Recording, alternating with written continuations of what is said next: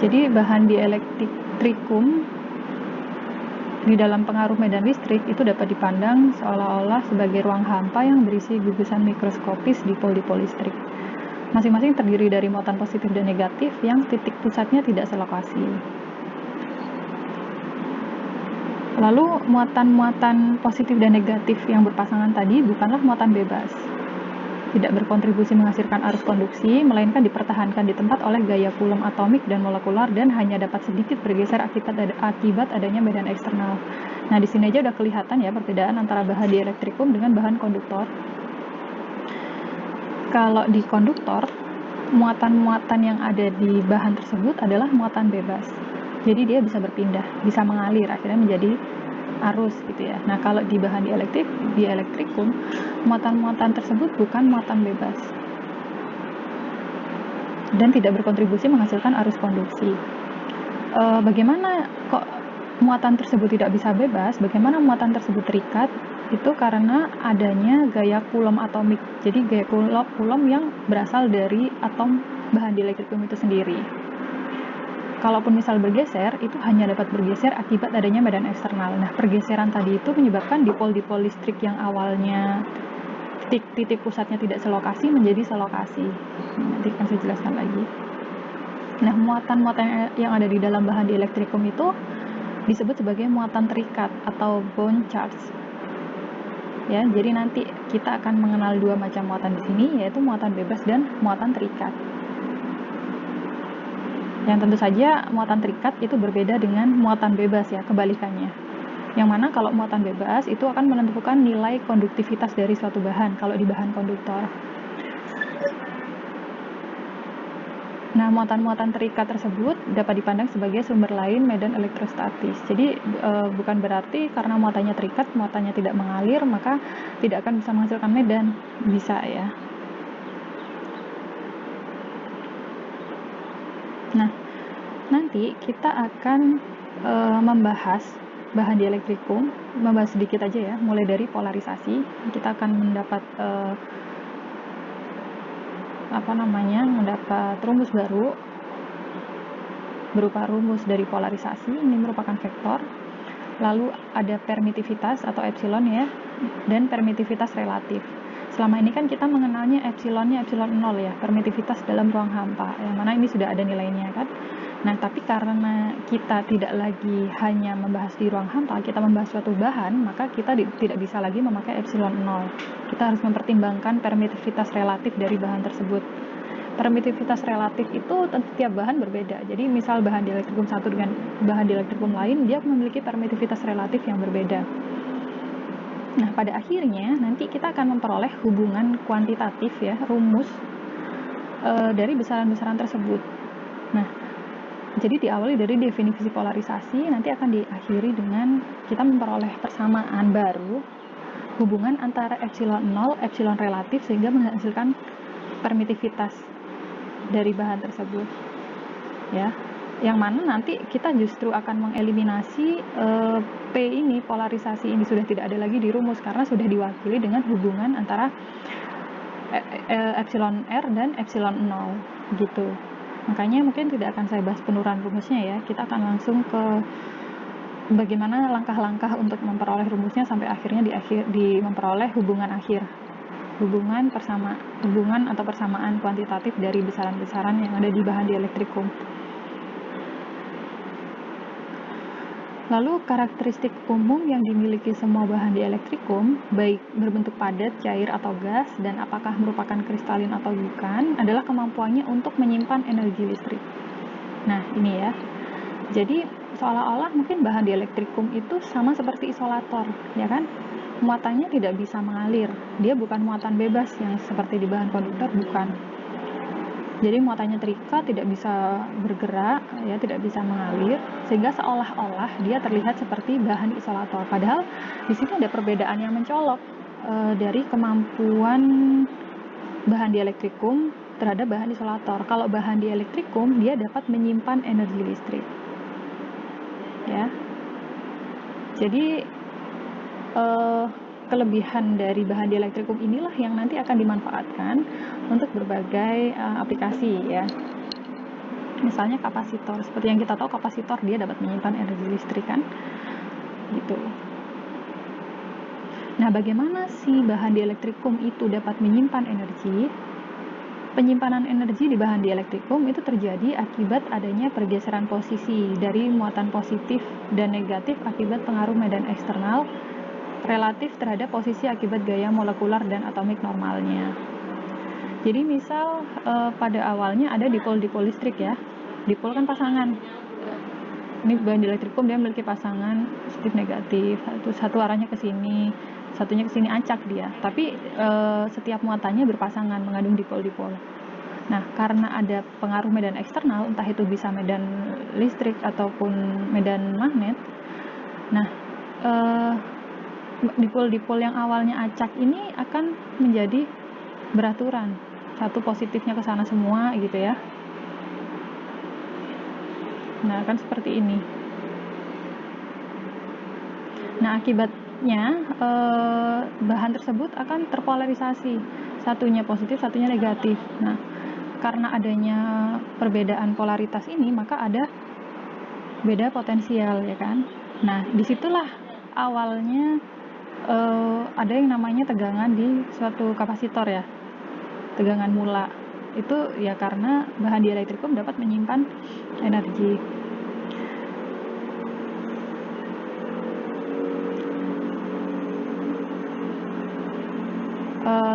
Pergerakan dari muatan yang bergeser diindikasikan oleh adanya arus transien pada sumber, misalnya baterai ya, yang dapat membangkitkan medan listrik. Mekanisme aktual pergeseran muatan itu berbeda-beda untuk berbagai bahan dielektrikum. Nah, pada sebagian bahan ada molekul-molekul yang memang sudah mengalami pergeseran tetap terhadap titik pusat acuan dan disebut molekul polar.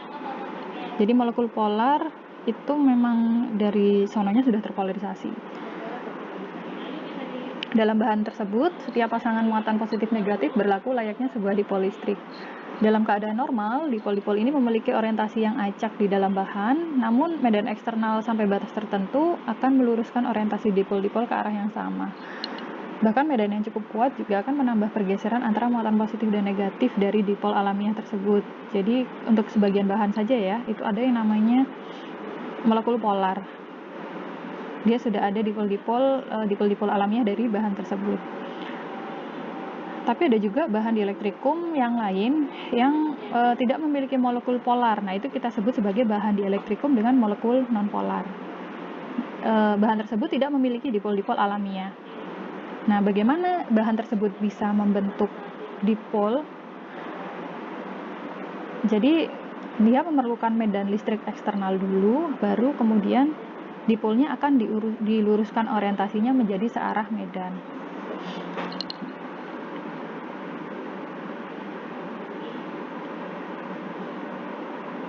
Lalu ini kita mulai masuk ke penurunan rumusnya ya.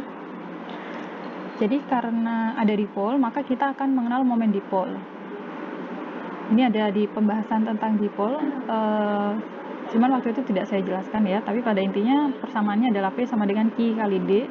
Q itu adalah muatannya dan D adalah jarak. Vektor jarak dari muatan negatif ke muatan positif dipol.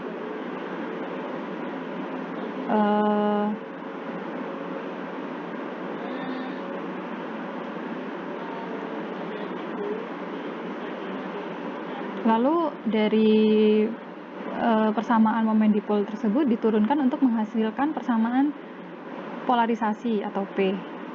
Nah, polarisasi itu pengertiannya apa sih? Dia adalah momen dipol persatuan volume. Jadi kalau misal ada sekian dipol, maka kita harus menghitung P totalnya dulu. P kecil ya ini ya. P total di sini adalah berarti ini adalah momen dipol. Nah, sedangkan pengertian polarisasi itu adalah momen dipol persatuan volume. Makanya di sini ada 1 per delta V. Ya, itu adalah konsep awal dari polarisasi. Satuannya adalah coulomb per meter persegi.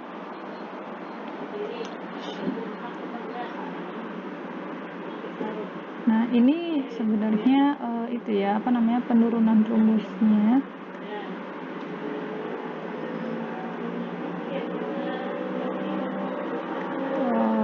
jika dari persamaan polarisasi tersebut.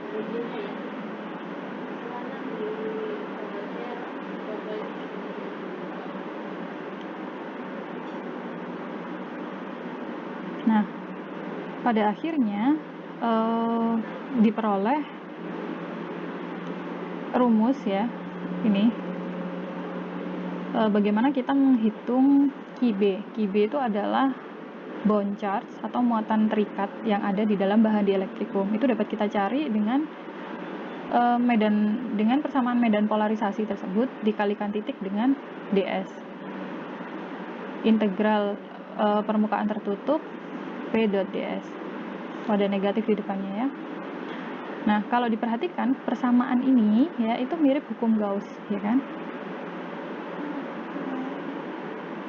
Untuk selanjutnya maka menghasilkan definisi kerapatan flux listrik atau D yang lebih luas yang berlaku bagi medium-medium selain ruang hampa, misalnya di dalam bahan dielektrikum. Kalau kita ingat dengan hukum Gauss,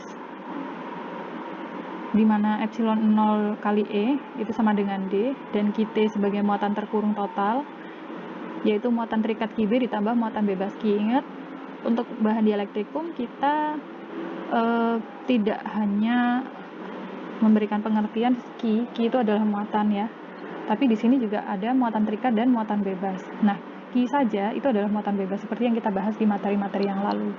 Kalau Qb di sini adalah muatan terikat. Nah, maka muatan yang terkurung di dalam permukaan tertutup tersebut kita sebut sebagai Qt yang merupakan penjumlahan dari muatan terikat dengan muatan bebas ya. Maka nanti kita akan mendapat definisi Qt, yaitu adalah Qb ditambah Q. Seperti ini ya. Lalu dengan menggunakan hukum Gauss, di mana Q sama dengan, ya kalau masih ingat hukum Gauss, itu kan dia Q sama dengan integral tertutup S D dot ds. Ini adalah bentuk integral persamaan bentuk integral hukum Gauss ya, seperti ini. Nah, D itu atau kerapatan flux itu adalah epsilon 0 dikalikan E. Gini kan hubungannya. Sehingga kita bisa menuliskan Q yang terkurung di dalam permukaan Gauss itu adalah Qt sama dengan integral tertutup S epsilon 0 E dot ds. Ya. Jadi kita sekarang harus memperhatikan juga bahwa sebenarnya di dalam permukaan Gauss tersebut juga ada muatan lain, muatan yang terikat, yang bukan muatan bebas. Lalu menggabungkan ketiga persamaan di atas, maka diperoleh persamaan untuk muatan bebas total yang terkurung dalam permukaan tertutup S. Karena Qt sama dengan Qb plus Q, maka Q adalah Qt min Qb. Sehingga Q itu adalah seperti ini ya, integral tertutup S lalu epsilon 0 E ditambah P dot ds ya. Ini dari dua rumus ini sama ini kita dapat memperoleh ini, sehingga pada akhirnya diperoleh hubungan bahwa ini kan berarti D ya kalau di hukum Gauss ya, D itu sama dengan epsilon 0 E ditambah P. Nah, dari sini ini menarik ya, karena kita sudah bisa menghubungkan antara polarisasi yang dimiliki oleh bahan dielektrikum dengan D dan E. D itu adalah kerapatan flux, lalu kerapatan flux listrik, lalu E-nya adalah intensitas medan listrik. Dengan persamaan tersebut berarti sudah dapat mengakomodasi munculnya polarisasi di bahan dielektrikum.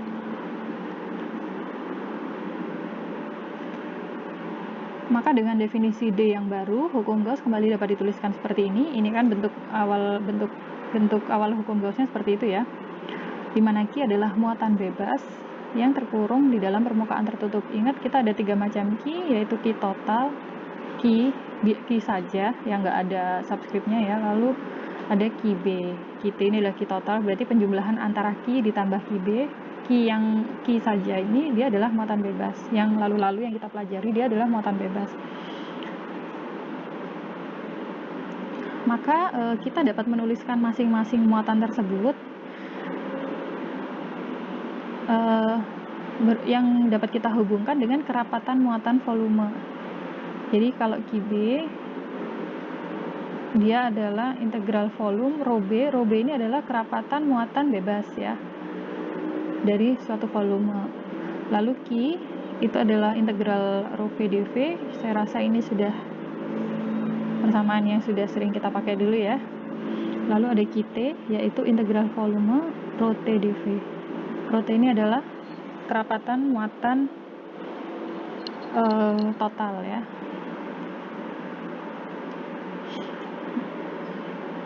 Lalu kita dapat mencari bentuk divergensi dari masing-masing muatan tersebut. Jadi untuk yang QB bentuk divergensinya adalah del dot P.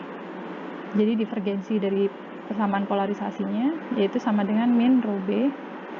Lalu del dot D itu adalah rho P untuk Q ya. Nah, untuk muatan total adalah del dot epsilon 0 E yaitu sama dengan rho T.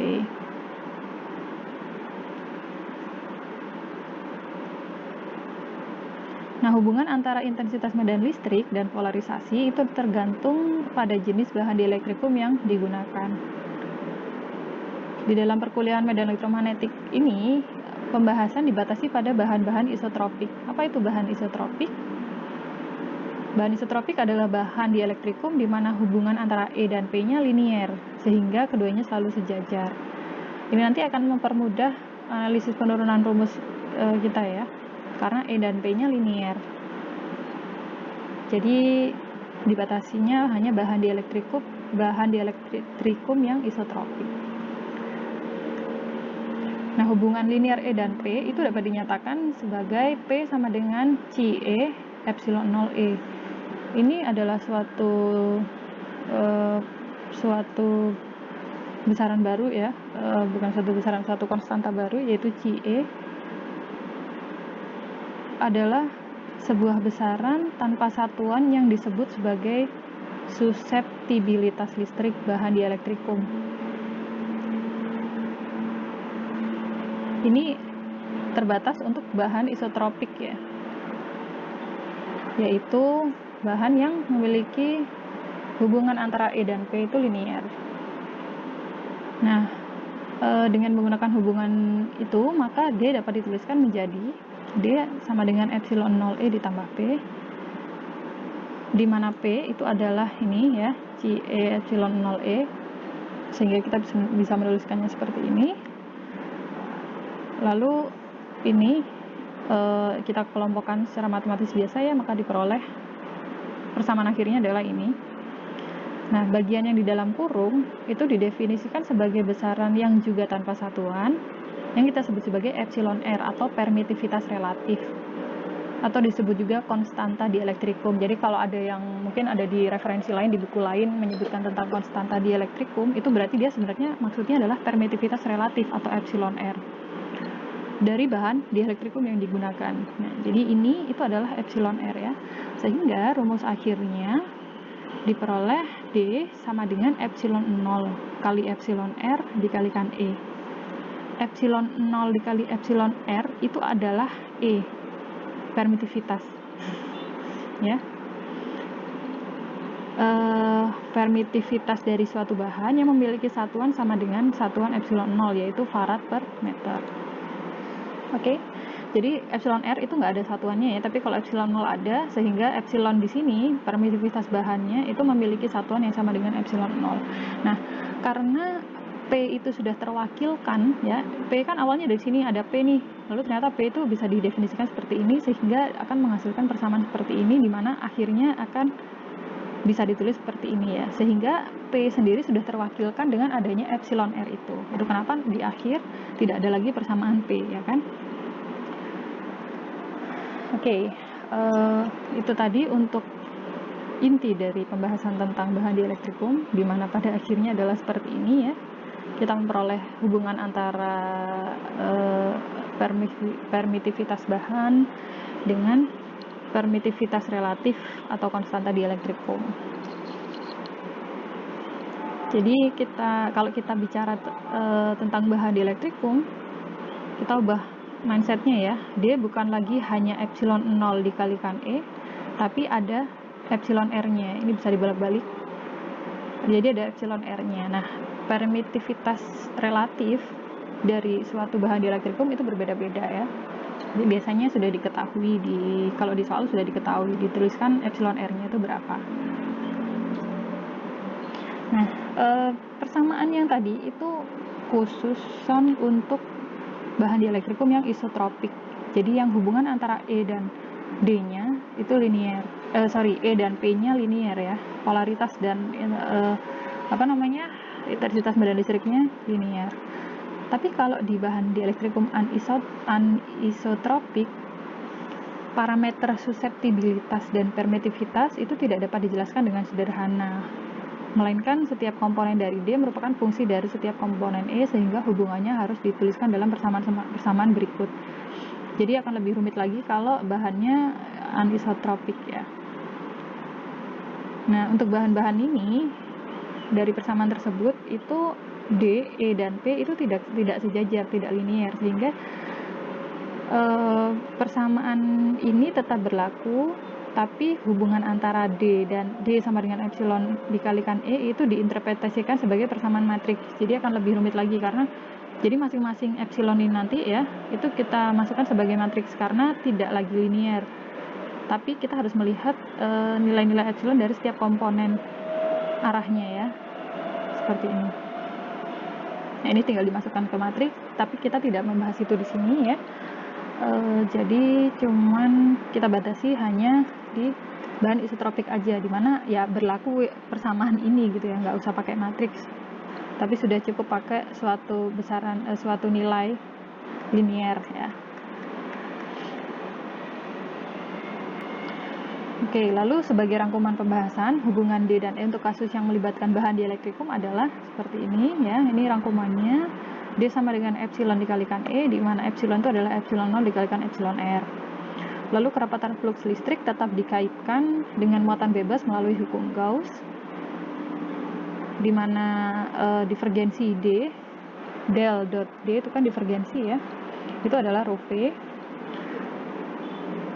Lalu kalau untuk bentuk integral dari hukum Gauss adalah integral tertutup S D dot ds sama dengan Q. Penggunaan permitivitas relatif menjadikan besaran-besaran polarisasi, momen dipol, dan muatan terikat tidak lagi diperlukan karena sudah terwakilkan. Oke. Sebelum masuk ke contoh soal, oke, ini ada contoh soal tentang bahan di elektrikum yaitu teflon, yang mana di sini sudah diketahui ya, epsilon R-nya berapa, Ce-nya berapa sudah diketahui dari teflon tersebut. Jadi teflon ini berada di antara ruang hampa. Nah, teflon tersebut berada di daerah 0 sampai A, sini ya, ini sampai ini, dan ruang hampa di daerah-daerah ini X kurang dari 0 dan X lebih dari A. Jadi ini adalah ruang hampa. Di luar teflon terdapat medan listrik seragam. Nah, ini adalah nilai medan listriknya di luar teflon. Jadi di ruang hampa nilainya adalah E0 AX volt per meter. Lalu diminta untuk menentukan D, E, dan P di setiap titik di sini, di ruang hampa, di teflon, dan di ruang hampa yang satunya. Oke, yang diketahui itu adalah E luar. E luar atau intensitas medan listrik yang ada di ruang hampa yang sisi sini ya, itu adalah E0AX. Ya. Nah, lalu kalau dilihat arahnya, arah E-nya itu adalah ke sana. Bagaimana bisa? Karena memang dari persamaannya di sini hanya arah vektornya hanya ke arah sumbu X ya. Tidak ada komponen vektor Y maupun Z. Nah, bagaimana tahu kalau vektor yang ke arah sana itu adalah arah X dari sini? Ini adalah X0-nya di sini, sedangkan X sama dengan A-nya di sini ya, sehingga arah X positif itu adalah di sana. Nah, jadi di titik ini nanti ditentukan D juga, P-nya juga, di teflonnya juga, dan di sini ya. Oke. Kita analisis dulu yang paling mudah, yaitu D di luar dinding teflon di bagian ruang hampanya. Dengan persamaan D sama dengan epsilon 0 dikalikan E, maka kita tinggal menambahkan epsilon 0 dari persamaan medan listrik seragam itu tadi, ya. Sehingga D luar adalah epsilon 0 E0 AX, ya.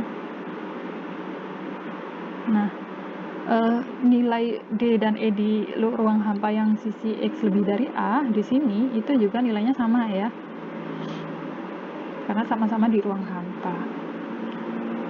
Lalu karena di luar tidak terdapat bahan dielektrikum, maka P luar sama dengan 0. Ini sangat jelas sekali, ya, karena P atau polarisasi itu hanya muncul karena adanya dipol-dipol, kan. Nah, sementara di ruang hampa itu tidak ada dipol-dipol listrik, tidak ada pasangan-pasangan muatan, sehingga P itu sama dengan 0 untuk di luar, di ruang hampa ini.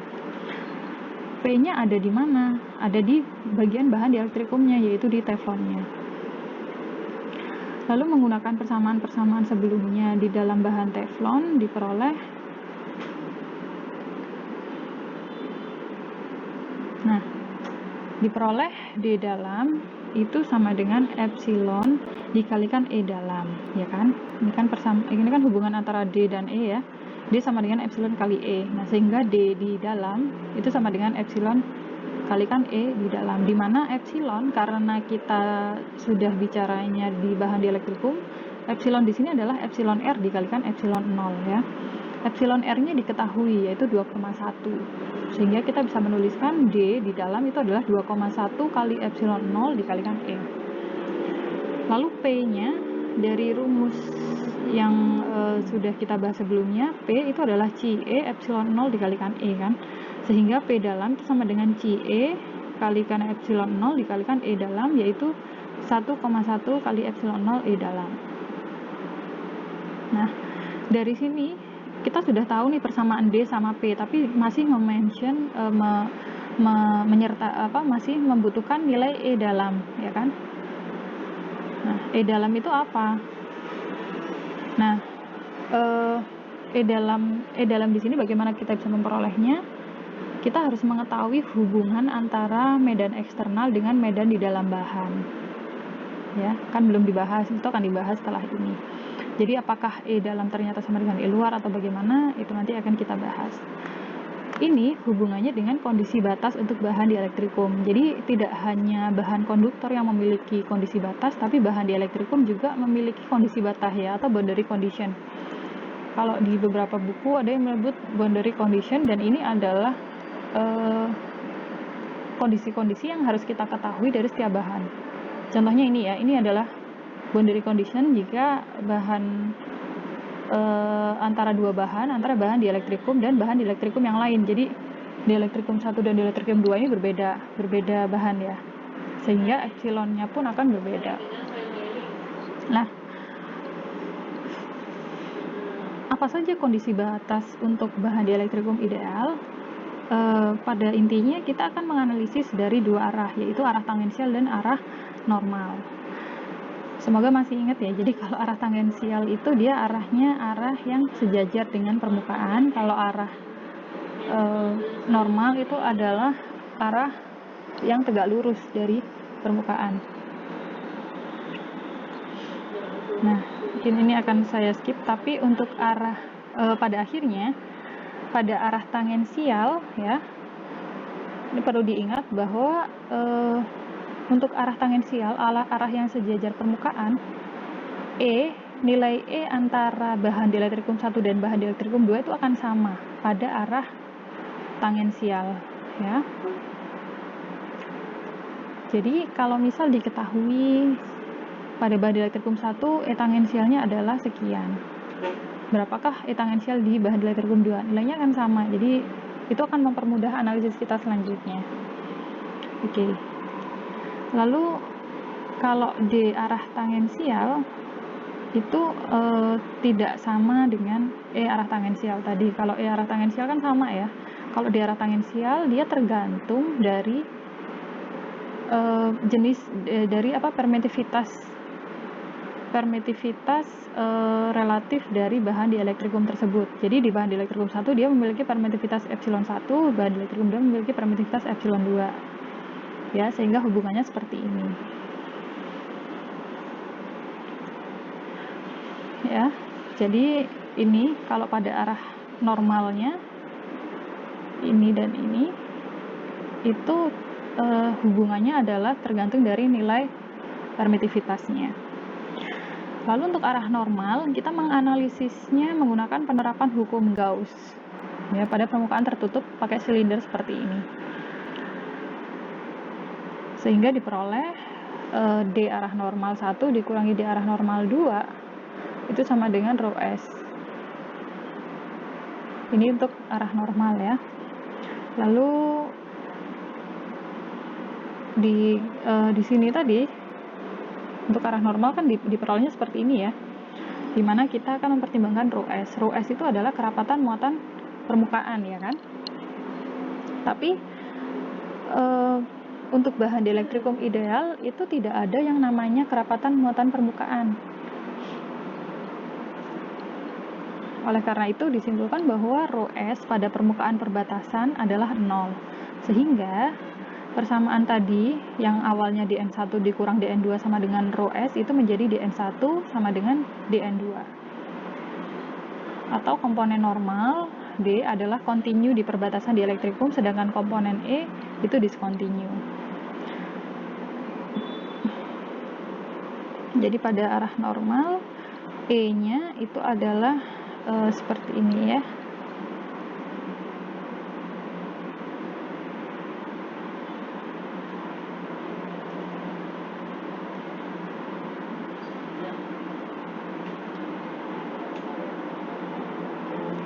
Kemudian ini saya skip aja. Jadi pada intinya kita harus mengingat-ingat bahwa pada arah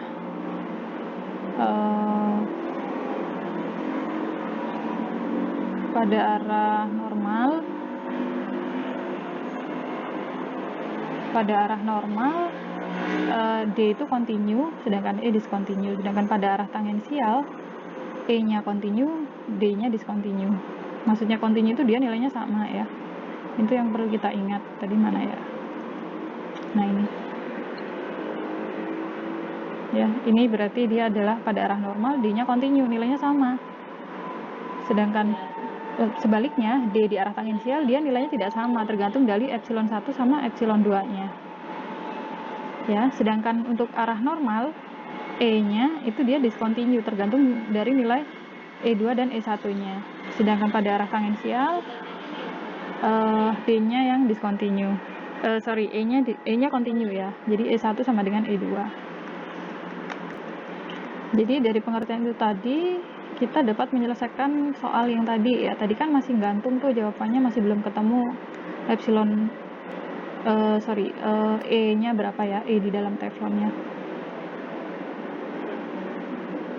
E dalam itu adalah D dalam dibagi dengan epsilon. Dari mana ini rumusnya? Ya, hubungan antara E dengan D ya. D sama dengan epsilon kali E kan seperti ini. Sehingga E sama dengan D dalam per epsilon. Nah, sehingga kita bisa menuliskan D-nya kan epsilon 0 kali E0 AX ya. Maka E dalam adalah epsilon 0 E0 AX per epsilon. Epsilonnya adalah epsilon R dikali epsilon 0. Nah, epsilon R dikali epsilon 0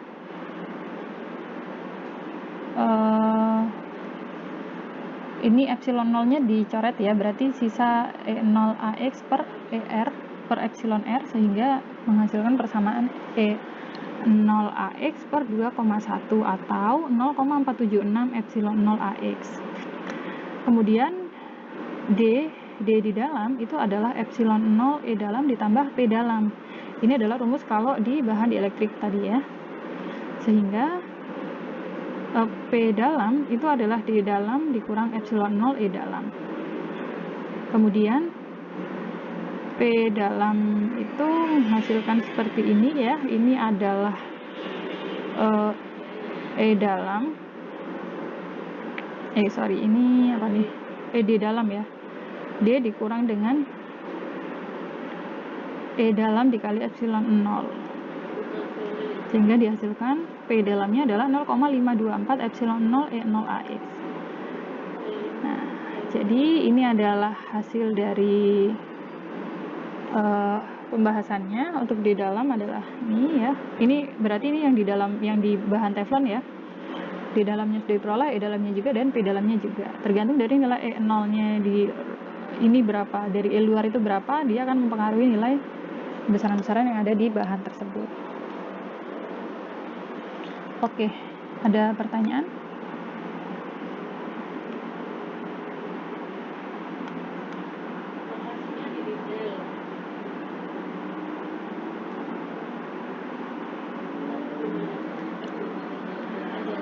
Lalu kalau tadi kita membahas tentang kondisi batas untuk bahan dielektrikum ideal ya. Nah, sementara di sini juga ada case lain, yaitu kondisi batas untuk konduktor dielektrikum. Nanti ini ada kaitannya dengan kapasitansi yang akan kita bahas ya. Seperti yang kita tahu, kapasitor itu kan dia terdiri atas dua lempeng konduktor yang di tengah-tengahnya ada bahan dielektrikum ya. Nah, sehingga di sini ada timbul perbatasan nih antara bahan dielektrikum dengan bahan konduktor. Nah, maka kita harus bisa menganalisis kondisi batasnya, karena nanti akan mempengaruhi analisis yang kita lakukan ya. Karena dengan mengetahui kondisi batas, kita bisa lebih menyederhanakan analisis kita. Nah, untuk ini saya langsung aja ya, dari hasil akhirnya. Untuk kondisi batas konduktor dielektrikum itu berlaku D arah tangensial dan E arah tangensial itu akan bernilai 0.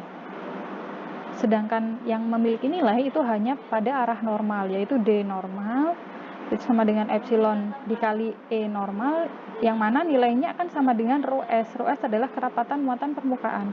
Nah, bisa dilihat bisa dibandingkan dengan kondisi batas untuk dielektrikum ideal yang tadi. Kondisi batas untuk bahan dielektrikum ideal untuk dielektrikum ideal itu tidak memiliki nilai rho S ya kan, karena seharusnya memang tidak ada muatan di permukaan di elektrikum gitu loh, karena semua muatannya terikat ya. Nah, tapi berbeda karena bahannya di sini adalah konduktor di elektrikum, masih memiliki nilai rho S. Rho S-nya ini adalah rho S-nya si konduktor. Oke. Jadi seperti ini. Lalu ini ada waktu relaksasi muatan. Ini tidak saya bahas ya. Jadi pembahasan mengenai bahan dielektrikum sudah selesai di situ tadi ya. Untuk selanjutnya kita akan bahas mengenai kapasitansi.